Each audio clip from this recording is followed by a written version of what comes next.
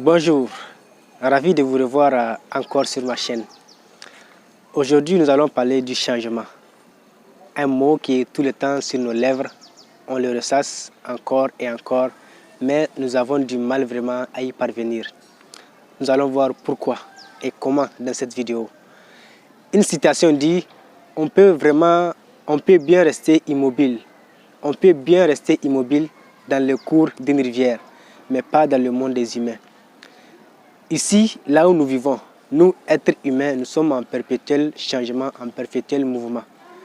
Nous devons parfois nous adapter à l'évolution de notre environnement, ou parfois les choses auxquelles on aspire nous contraignent de changer ou de devenir une personne beaucoup plus meilleure que celle que nous sommes afin d'atteindre nos objectifs. Alors, face au concept du changement, on le dit chaque fois, je vais changer, cette année c'est mon année, maintenant je suis décidé.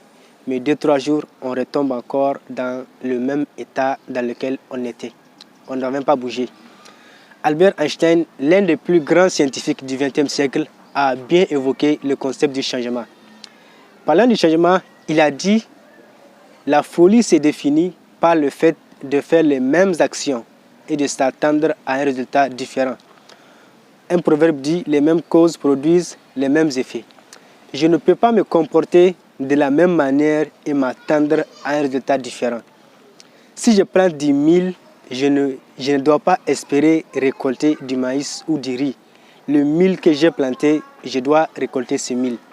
Alors, nous voyons très bien dans cette situation pourquoi on n'arrive pas à changer. C'est parce qu'on répète les mêmes actions et on aspire à changer.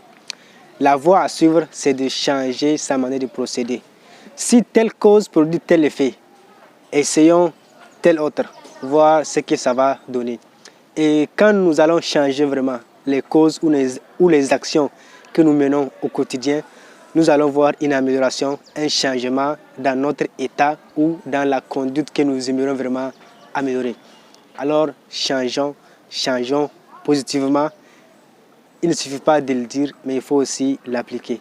Il faut identifier les actions qu'il faut, les faire de manière répétée, une marche à la fois.